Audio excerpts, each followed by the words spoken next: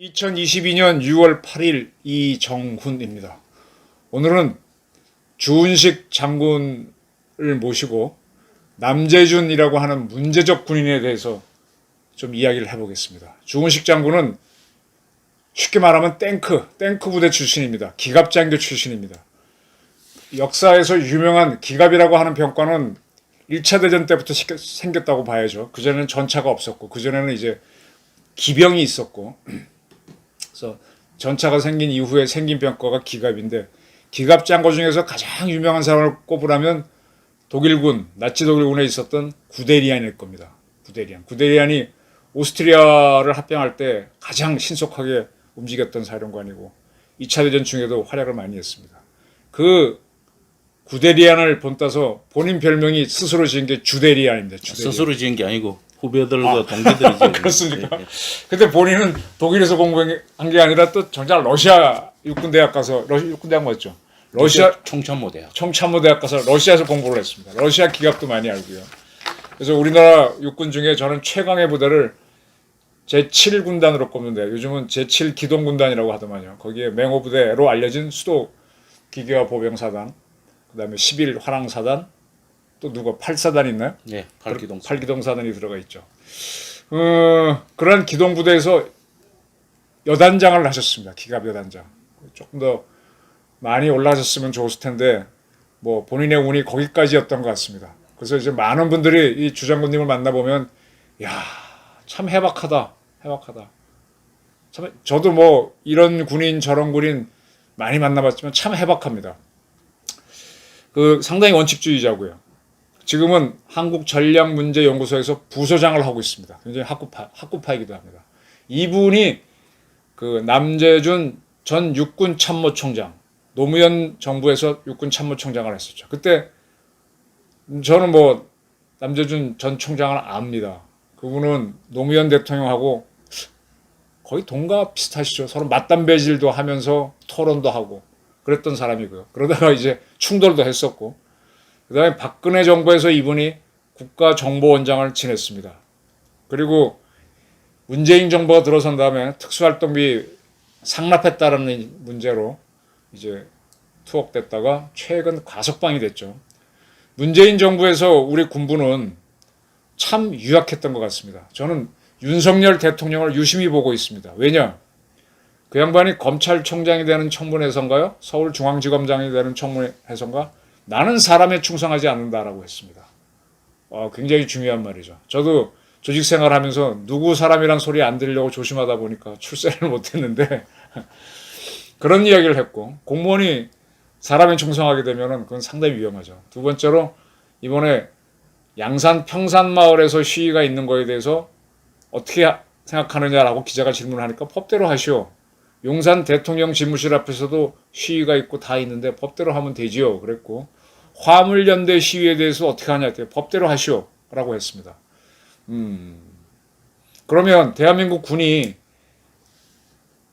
어떤 적이 자꾸 커지고 우리가 흔들릴 때는 어떻게 하라는 게 법이 있을 텐데 그 법대로 했느냐라는 문제를 저는 문재인 정부에 있었던 대한민국 군부 수뇌들한테 던져보고 싶은 굉장히 저희 주제입니다. 그 문제를 다루기 위해서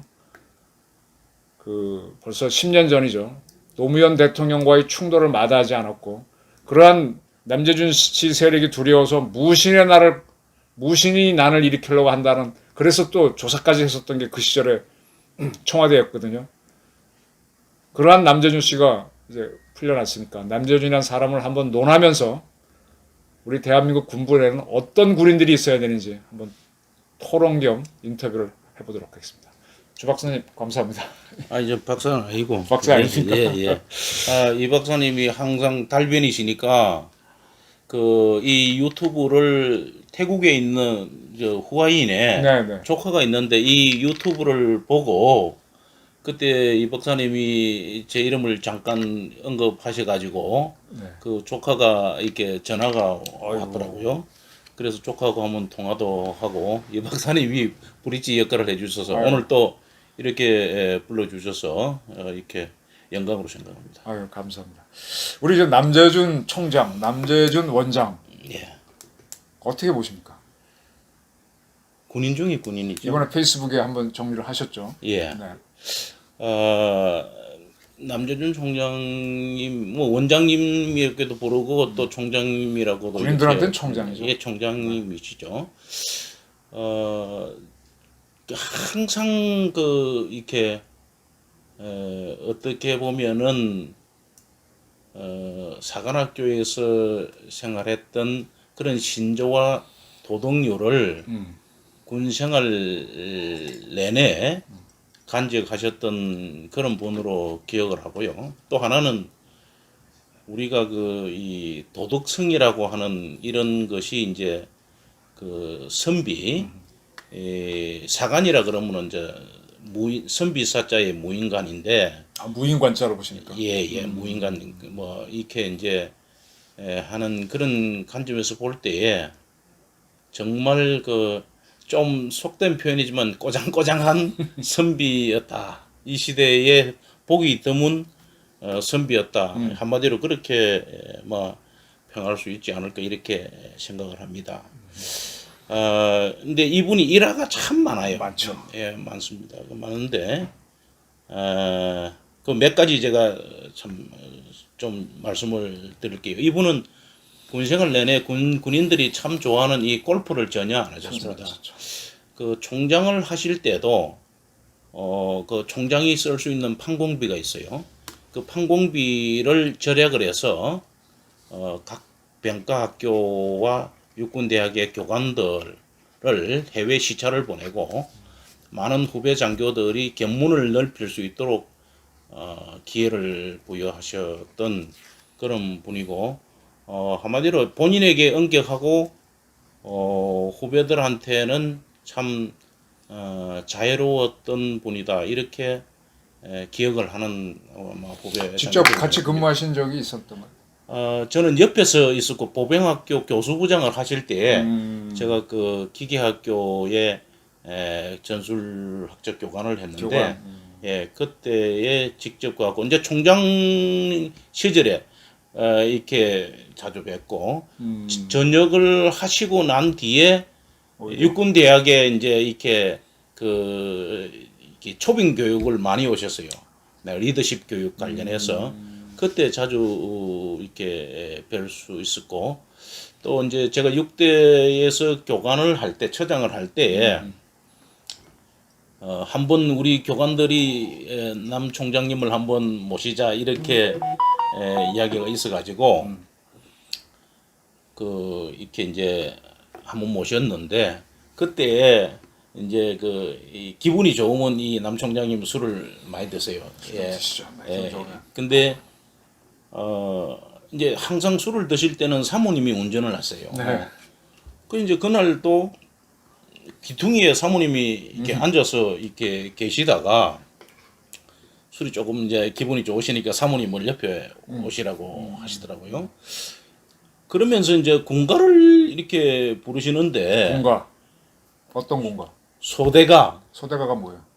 소대장 할 때 소대를 자기 소대장 할 때 자기 부대가 지어놓은 게 있어요. 예.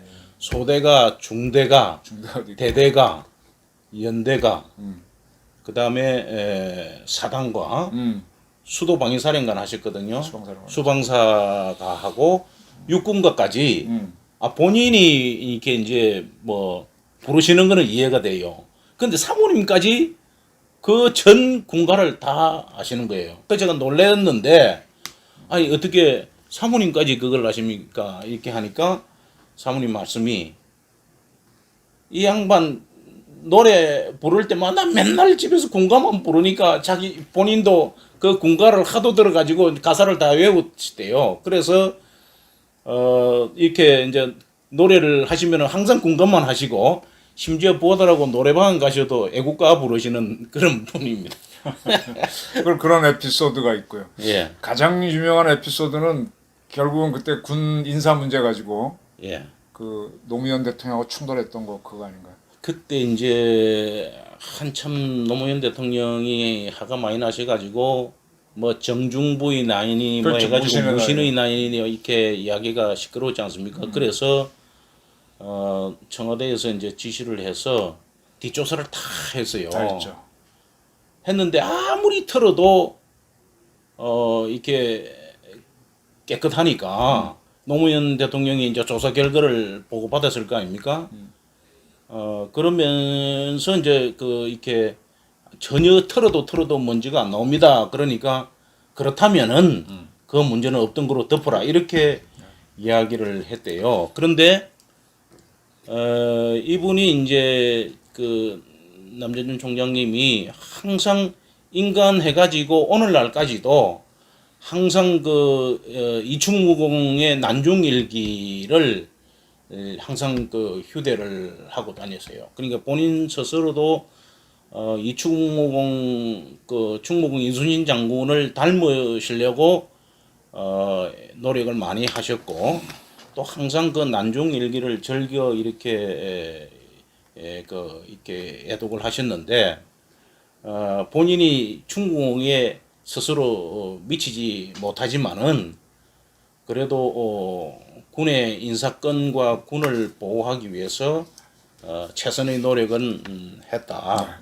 그 고대목입니다. 저는 이제 대한민국에서 뭐 이순신과 남재준의 결정적인 차이점은 이순신은 7년 전쟁을 수행할 수 있었고 네. 남재준 장군은 6.25 때 참전을 했으면 좋았을 텐데 그런 기회는 없었던 거죠. 그게 이제 큰 차이점인데 그건 뭐 각자의 시대가 다르니까 어쩔 수 없는데 저는 그 다음으로 중요한 게 대한민국 군사에서 중요한 게 이제 군의 정치 중립 문제인데 네. 그 문제 이제 우리가 이제 5.16이 있고 뭐 12.12가 있다라고 합니다. 그걸 뭐 시비를 거는 게 군의 정치 중립 문제도 중요하지만 거꾸로 정치도 군을 자기 맘대로 끌고 나가면 안 되거든요. 네. 지금 제가 보니까 이명박 정부도 그랬던 것 같고 박근혜, 문재인 정부는 상당히 심했고요. 정치가 개입해서 군인들을 자기네 입맛대로 막 진급시키고 뭐 그런 경향들이 있는데 거기에 대해서 이분이 딱 맞섰다는 게 이제 가장 인상적인 거란 말이에요. 네. 그래서 그거를 군 인사법이라는 게 있는데 그분이 하신 거를 어떻게 보십니까? 그 말씀하셨다시피 이제 좌파 정권 하에서는 원래 인사법에 총장이 장군을 어떻게 진급을 시키겠다 이렇게 이제 안을 작성을 하면은 추천을 하거든요. 추천권이 있고. 그래서 예. 그다음에 이제 국방부 장관은 이제 제청권이 있습니다. 제청을 하고, 네. 제청을 하는데 이제 이 청와대나 이런 정치권에서 이게 진급 시전이 되면은 이 모자이크가 한 23번에서 25번까지 바뀌죠. 엎어졌다 뒤치락거린 한다는데 이게 이제 구체적으로 누구를 시켜라 하는 이런 지시를 하면 안 되죠. 네. 근데 이제 이게 이제 엄격하게 이야기하면은 법적으로 따지면은 인사법을 위배하는 그런 어떤 추천권을 침해하는 것입니다. 그러니까 이제 군 인사법에 따르면 군에서 이 대령에서 장군 되고 하는 거는 군에서 결정하도록 돼 있죠. 예. 그래서 그게 결정돼서 그거대로 문제가 없으면 추천을 하고 그다음에 제청을 하면은 특별한 이유 없으면 그거대로 해야 되는데 이걸 다시 심사를 하는 것처럼 뒤집어 놓는단 말이에요. 네. 그러니까 이거는 명백하게 정치권에서 그러니까 청와대에서 군 인사법을 위반한 건데 어느 누구도 문제 제기를 안 했죠. 그 우리가 이제 많은 사람들이 착각을 하는 것이 정치는 피 흘리지 않는 전쟁이고 전쟁은 피 흘리는 정치다. 피 흘리는 정치다. 예, 그런 이야기를 하는데 피 흘리네요.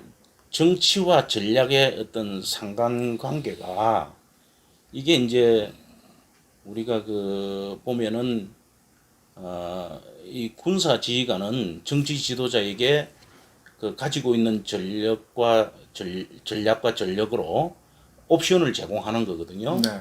그런데 이제 정치 지도자들은 그 어떤 자기의 어떤 정치 목표를 달성하기 위해서 군사를 마음대로 할 수 있다 이렇게 생각하는 분들이 있는 것 같아요. 그 지금 하신 말씀 이제 정치 지도자는 국가 지도자죠. 그렇죠. 국가를 끌도 있도록 위임받은 지도자가 정치 지도자는 아니고요. 예, 예. 이 사람이 이제 뭘 할 때 마음대로 할 수 있다라고 생각하는 게 이게 문제라는 거죠.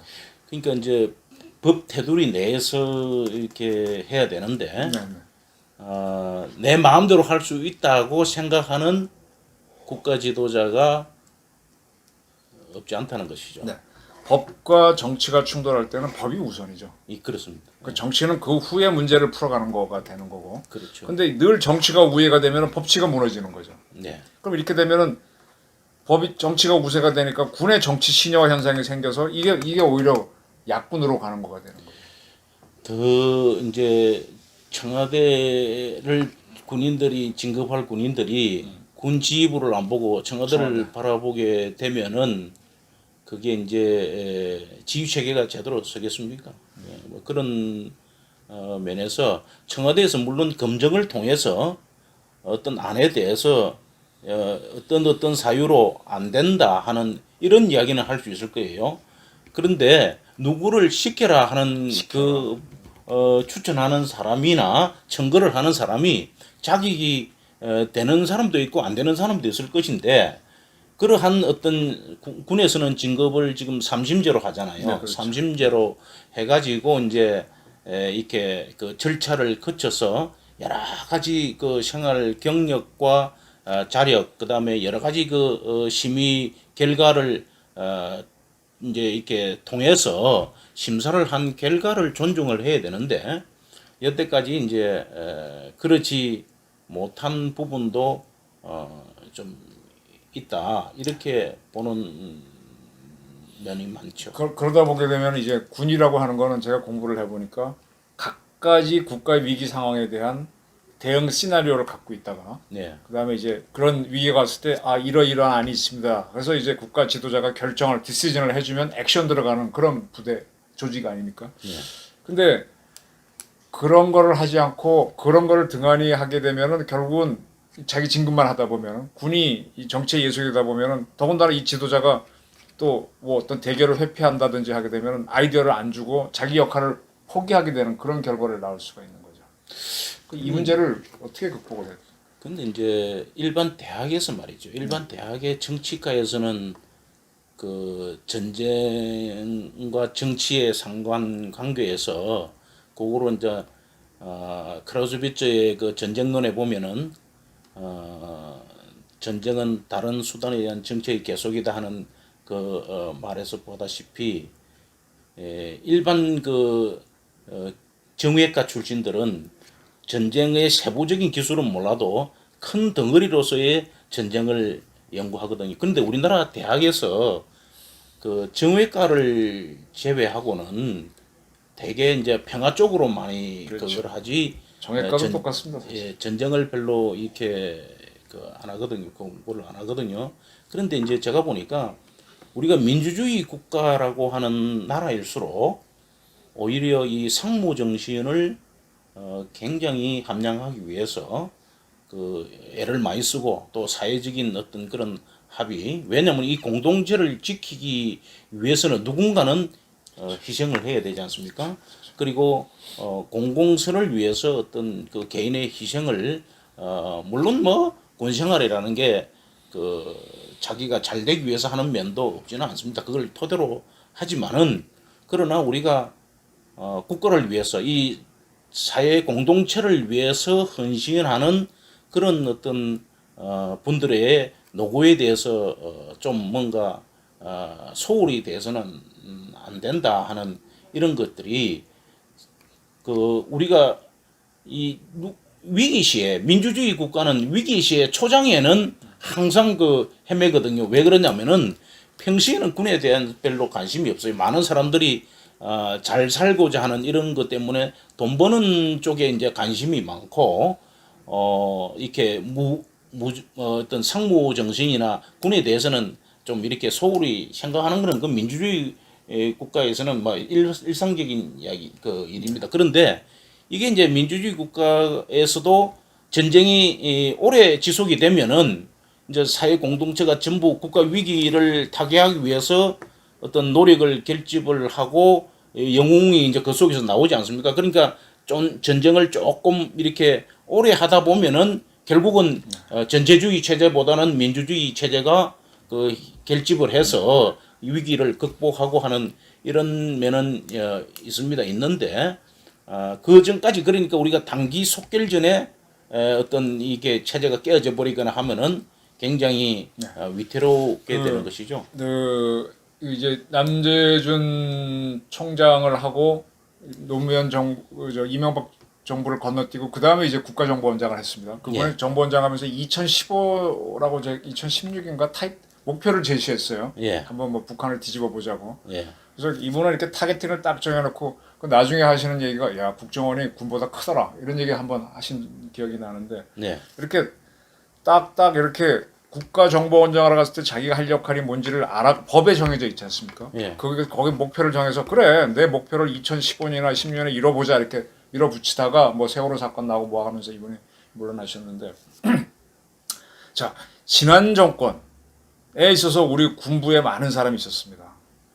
근데 이분들이 그 국가 지도자들이 원하는 거를 자기가 원래 내가 육군 총장이 됐다, 합참장이 됐다, 해군 총장이 됐다 그러면 자기가 원래 맡은 일이 법적으로 보장돼 있는 거잖아요. 그걸 수행해야 되는데 그걸 안 하고 저기서 나를 임명해 준 사람이 뭘 원하는지 거기다 맞춰 버리면은 군이 이제 희화화돼서 그래서 내가 개인적으로 저도 이번에 뭐 각군 총장 다 바꾼 거에 대해서는 못마땅하긴 하지만 워낙 군부가 지림이 열려있기 때문에 그중에 뭐 아까운 사람도 있겠지만 그래 싹 가는 게 낫겠다 이렇게 봤습니다.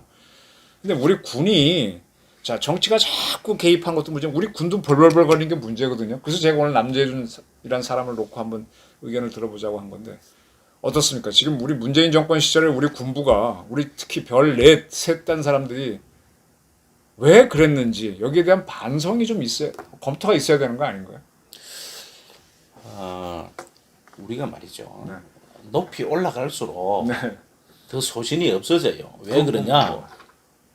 너무 소신을 밝히거나 자기 뜻을 간추를 하려고 하면은 윗사람 눈에 벗어나거든요. 그러면은 어떻게 보면은 높은 직위로 올라갈수록 소신이 줄어들 수밖에 없어요. 그런데 그 우리가 이제 대개 뭐 소장직위까지는 역량으로 발탁이 되고 벌써 삼성 장군만 돼도 이게 어떤 제가 보니까 육군에서는 원스타, 해공군에서는 중령 내지 대령까지 역량으로 가고 그 다음부터는 아니던데요. 그 중소장까지도 아닙니다. 그렇지? 네. 모르겠습니다. 저는 뭐 제가 이렇게 앞에 그 하셨던 분들 자리까지 안 가봐서 제가 잘 모르겠는데 아마 소신이 안 나왔다면은 이 때문일 겁니다. 다음 자리가 보이거든요. 피라미드 구조 아닙니까? 그러면은 다음 자리가 저 자리가 내 자리인데 하는 이런 욕심이 있으면은 소신이 나올 수가 없죠. 그 소신이 나오면은 아웃이 돼 버리니까. 그래서 어떻게 보면은 위로 올라갈수록 더 조심하게 되고 이렇게 소신을 밝히기가 쉽지가 않아요. 에도 불구하고 남재준이라는 사람은 마이웨이를 하면서 물론 중간에 우여곡절은 많았죠. 뭐 8차 진급까지도 할 정도로 진급에 7차예요. 누락이 됐다가 대대장을 전두환 대통령의 그 12.12를 네. 군이 정치에 개입하면 안 된다 하셔가지고 동원사단이 참 대대장을 중령을 7차에 달아가지고 이렇게 겨우 이렇게 하셨는데 어떻게 보면은 그런 면 때문에 나중에 이렇게 총장도 되고 발탁이 되셨지 않나 하는 그런 생각을 하는데 남 총장님이 항상 가지고 계셨던 생각은 직분에 충실하는 것이죠. 그래서 제가 그런 국정원 직원한테 물었어요. 역대 국정원장님 중에서 누가 가장 기억에 남느냐 그러니까 남 총장님이라고 그러시더라고요. 뭐 때문에 남 총장님이 그렇게 하냐 그러니까 인사가 가장 공정했대요. 인사가 가장 공정했고 자기 역량을 최고로 발휘하도록 근무 여건을 이렇게 보장을 하셨다 그러고 그러면서도 아까 이 박사님 말씀하셨다시피 국정원이 해야 될 가장 중요한 임무를 정확하게 이렇게 그 식별을 하고 또 국가가 지향해야 될 그런 어떤 국정원의 가업을 정확하게 수행하셨다. 의지가 있었다. 예, 그런 말씀을 하시더라고요. 예. 알겠습니다. 오늘은 우리 주인식 지금 국민대에서 여전히 강의하고 계신가요? 예, 정치대학원에서. 정치학 강의하고 계시죠.